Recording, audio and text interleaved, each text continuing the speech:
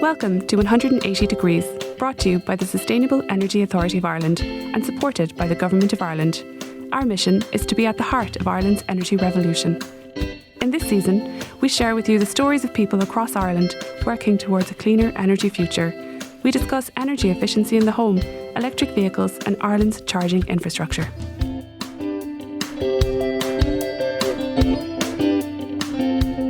Hello and welcome to Season 3 of 180 Degrees. I'm your host Louise Ryan, and in this episode we talk through the buying process when in the market for a new electric vehicle. We visit a local car dealership for a test drive, and we hear some of the most commonly asked questions customers have when buying an EV. To kick off, let's just hear some of those top concerns.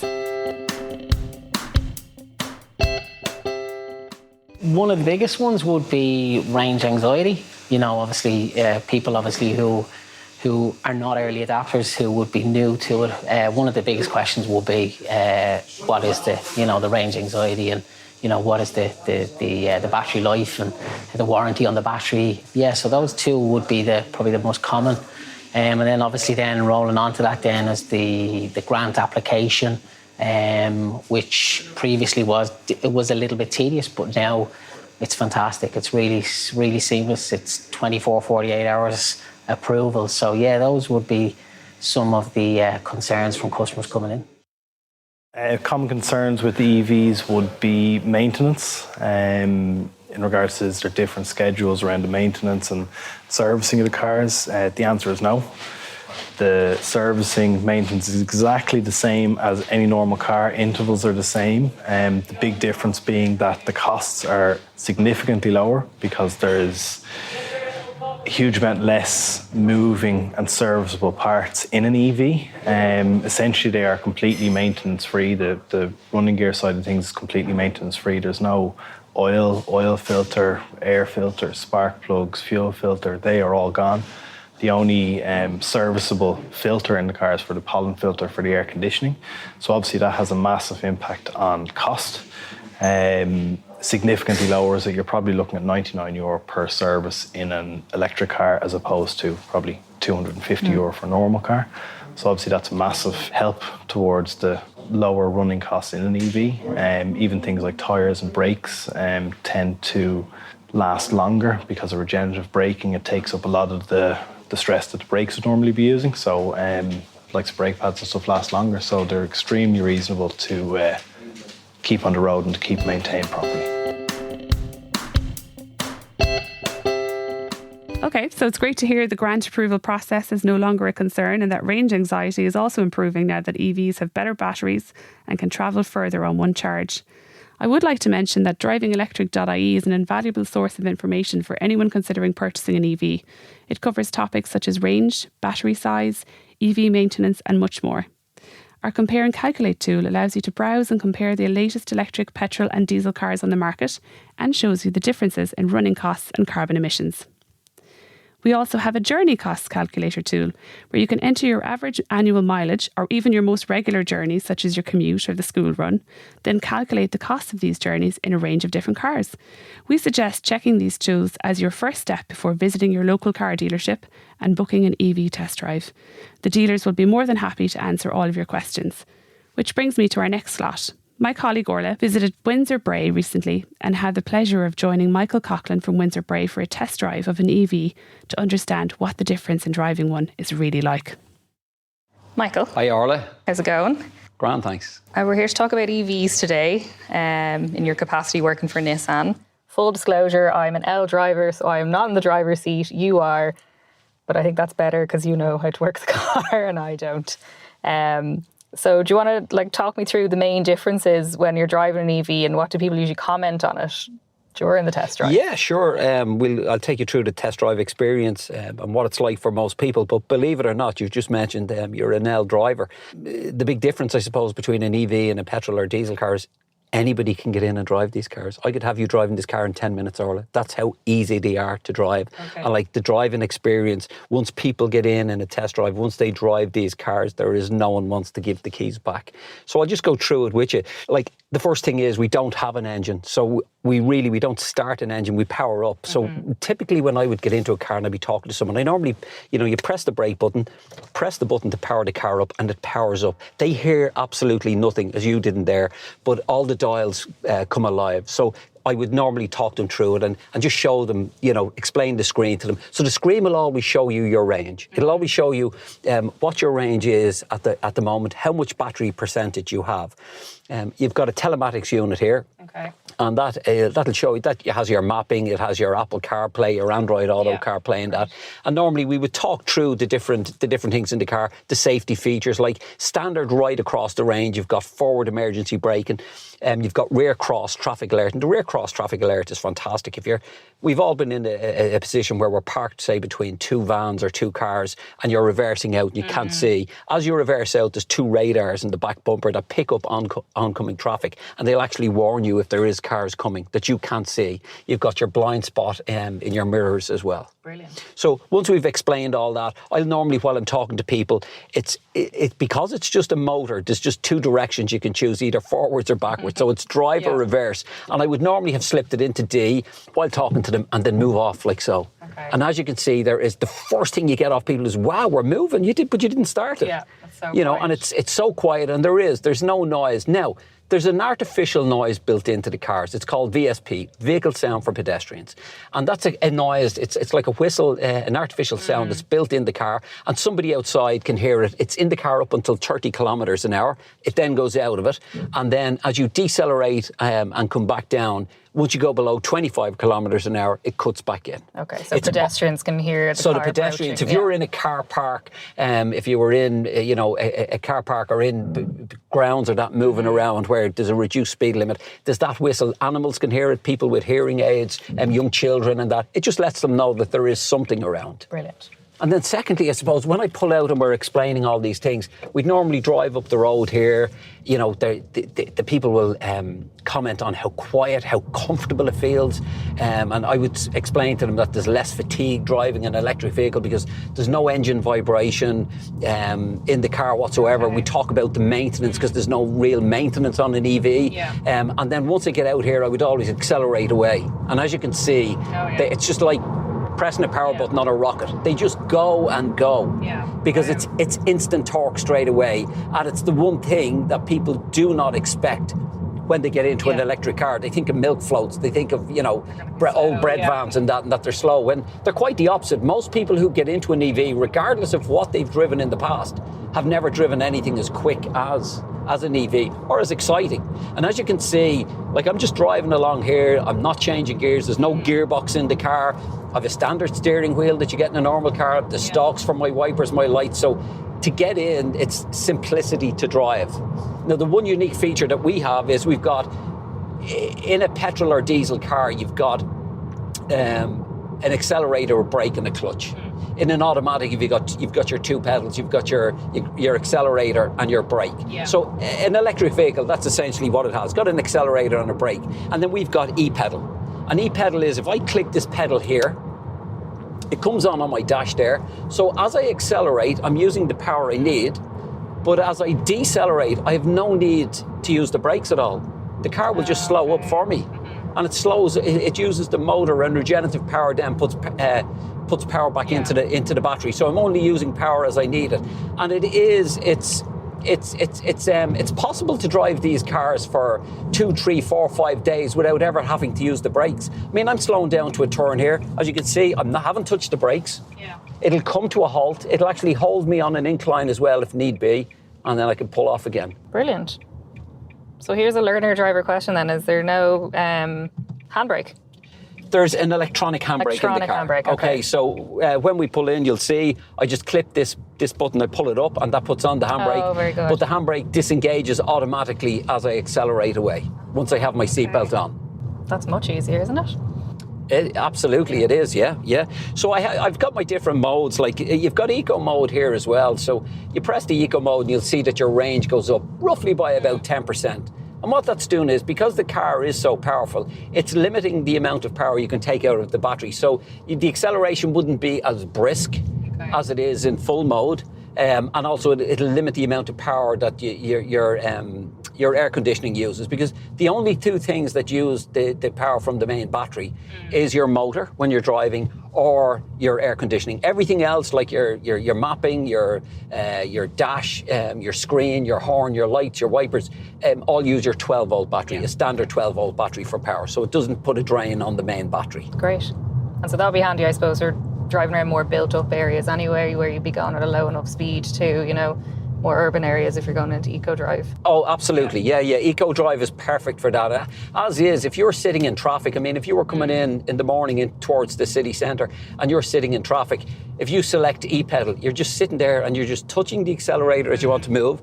You're easing off it and the car will brake and hold for you. So you're not even switching pedals. Okay. And it really is. Like, I've seen people who've struggled to drive manual cars and they've got into these. And once they get into one of these and drive them after 5 minutes, that's what why should I drive anything else? Yeah. It would be like yourself if I could convince you to get in. I'm telling you, you'd be in driving like this within 5 minutes in the car.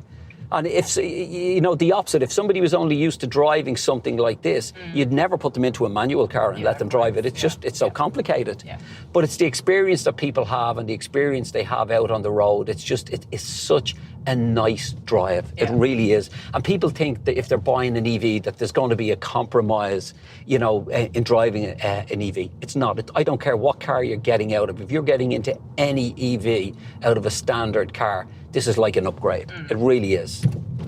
So I assume the feedback is usually positive then. It's hard for them to look, fault. Orla, we've always said, when somebody comes in and they're interested in the incentives that are in place and they take it on board, people always want to think about things. You cannot let them out without letting them drive these cars, because I think everybody should drive an EV. I think everybody should get in, have a spin in one, just to drive one, even if you're not ready to change yet. Yeah, just experience. Just to experience the drive, because it really is. It's incredible. And as you can see now, we've just come off the motorway. We've driven down. My feet are not on the pedals. I haven't touched the brake pedal because we've got our e-pedal on. And if I select it off then, it's just back to driving like an automatic, 2 pedals, brake, accelerate. And that's, if you can drive a Dodgem car, you can drive one of these. Great. So what do you think? It's lovely. Like, it is so quiet. That is the main thing. You kind of... Yeah. And there is, the smoothness, there's no jolting. And one of the features I love, particularly for myself and my Leaf, is, the connected services. So there's a host of different things you can do. Like, you can download an app onto your phone that connects to your car. So, in summer, I can actually look out the window, see the temperature, see what it is, and turn on the aircon and cool my car 5 minutes before I leave work. Oh, brilliant. If I get up in the morning and I'm getting ready to go to work, I always walk my dog before work. When I'm coming back, if it's frosty, if it's cold, I just go in, I turn on my heated seat, heated steering wheel, and I defrost the car completely, all from the comfort of my phone. Takes 5 seconds to do, but when I come out and get into the car then, it's nice and warm for me. Steering wheel's warm, seat's warm, and off I go to work in the comfort. And this particular model, as you can see, it's got in the telematics unit, it's got the mapping and that, and it's also got the charge stations.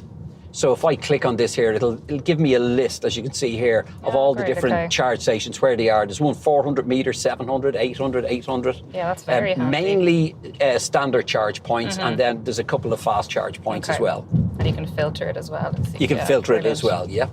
And you just literally select the charge point that you want to go to, and it'll take you directly to it, right to the charge point. Oh yeah, so that's really handy. You obviously can't be near your phone at all when you're driving, so you can just quickly bring up this map and then see where everything is. Yeah, brilliant. Yeah, I have to say it. The noise you might have to get used to it because it's so quiet. It is. And when you say get used to the noise, get used to the fact there is no noise. There is no noise. There's something missing. Yeah, it's just peaceful. So great, thanks for that, impressed. Michael. I'm very impressed. Yeah, good. Just have to get my license now, and then I can hop in one myself. Yeah. Thank you so much. Okay, thank you, Orla. Thanks.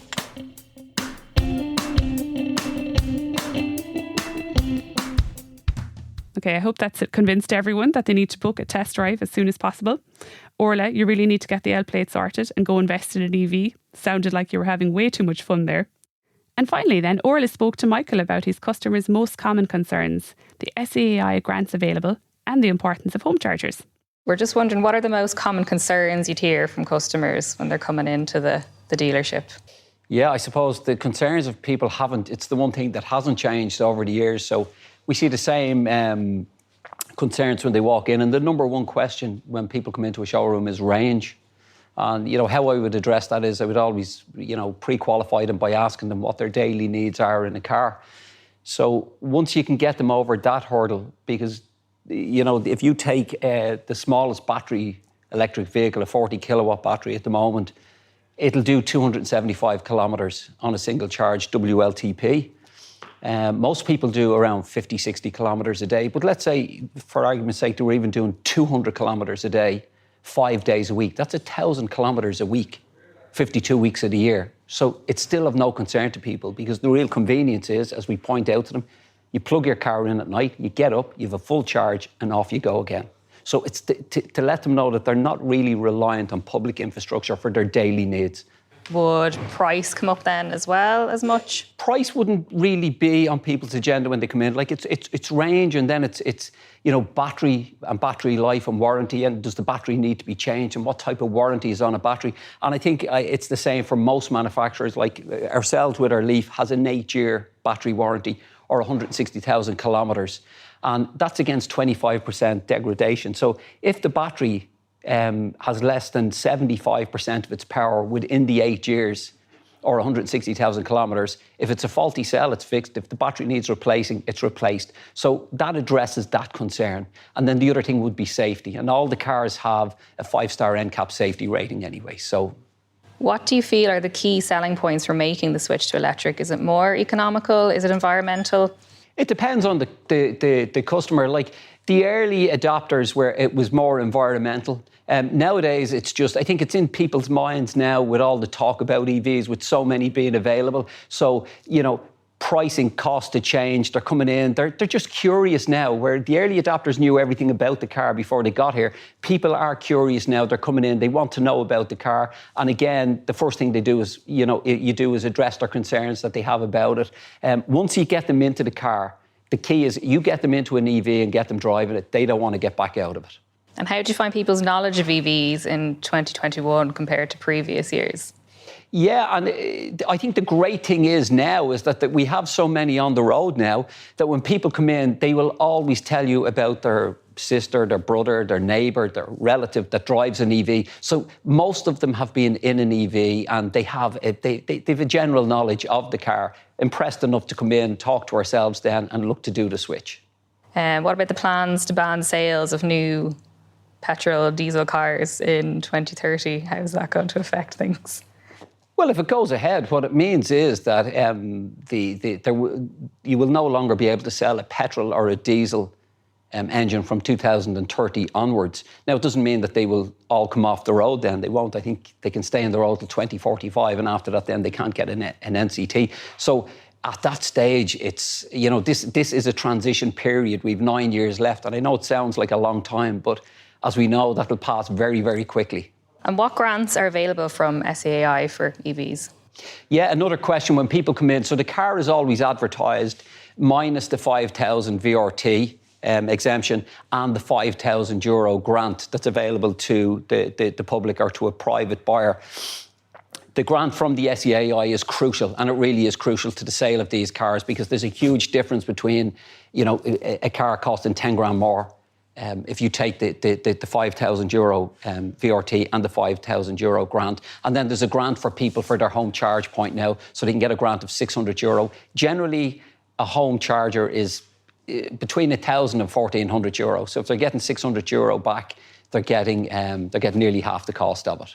And how is the application process for the grants? Oh, the application process is great now. It's very simple. And I think what's really, what's crucial with the application process is when people come in, once they realise they've no work to do at all for the grant for the car. It's not like most grants where they have to pay it up front and then they've to submit paperwork. We do all that for them. So we will take the details off the person when they come in. We'll submit the grant, and where it used to take weeks, we normally have approval within 24 to 48 hours now, which means we can actually get the car out within a couple of days. And because it's taken off at source, they don't have to pay it. They just pay for the cost of the car minus the grant. Brilliant. So there's no kind of hassle with No paperwork hassle on for the them customer whatsoever. side, They're not yeah. even aware of the paperwork that goes on in the background. You guys do all that. We do all that. And would most customers, do they tell you if they're applying for the home chargers? Are you kind of aware of that? Oh, of course, it's part of the process when they come in, because for us, it's paramount to a successful ownership of an EV is if you can have a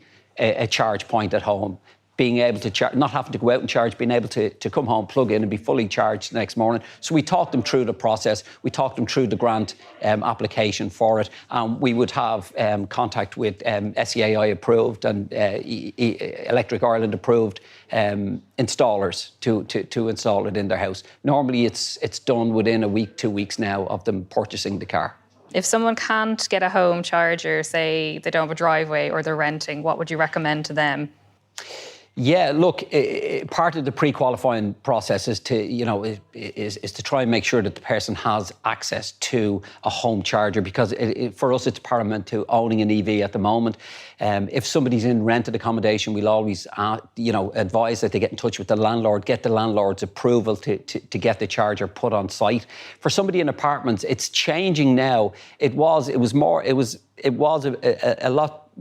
lot more difficult in the past, but now there's spots being made available in the likes of apartment buildings and that, where they can run power points down now and install chargers. It's not where it needs to be. There needs to be a lot more done, but it's not something that we can that we have any control over at the moment. But I would be sceptical about somebody who would be taking a car who needs to do big mileage if they're living in an apartment block at the moment.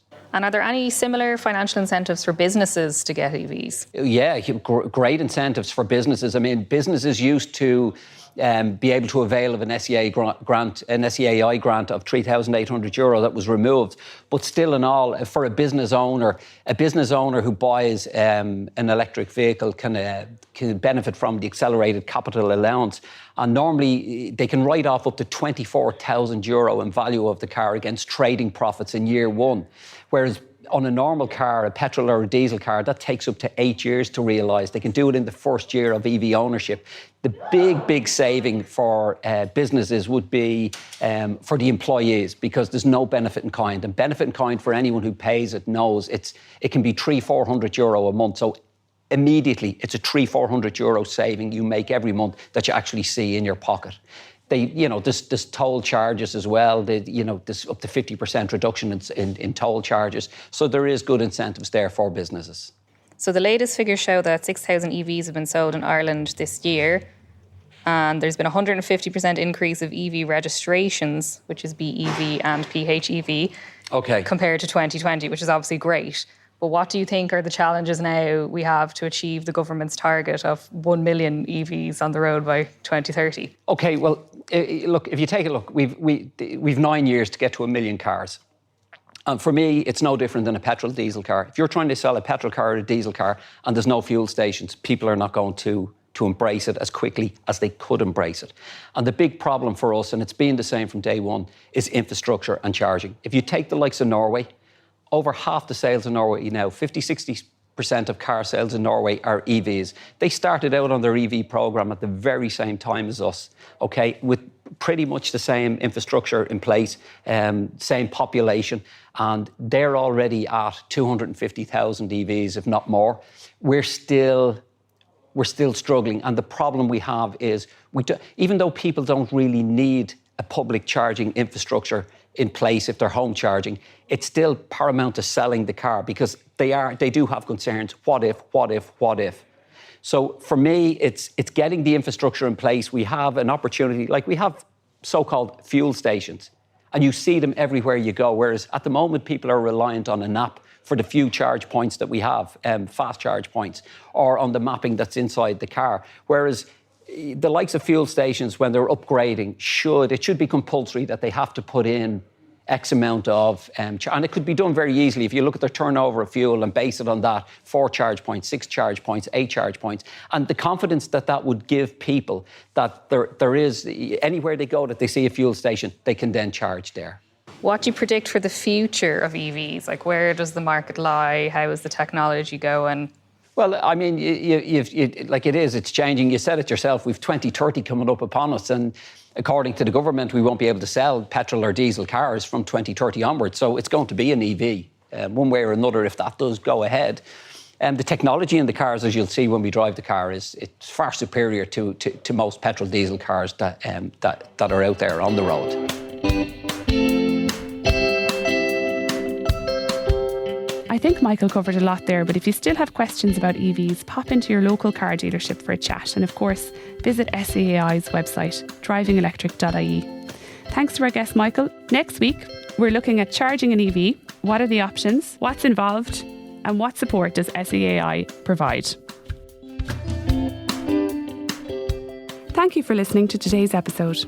If you've enjoyed it, then please like, share and subscribe to our podcast. You'll find previous episodes on our website, seai.ie/podcast, along with information about our grants and supports. Until next time.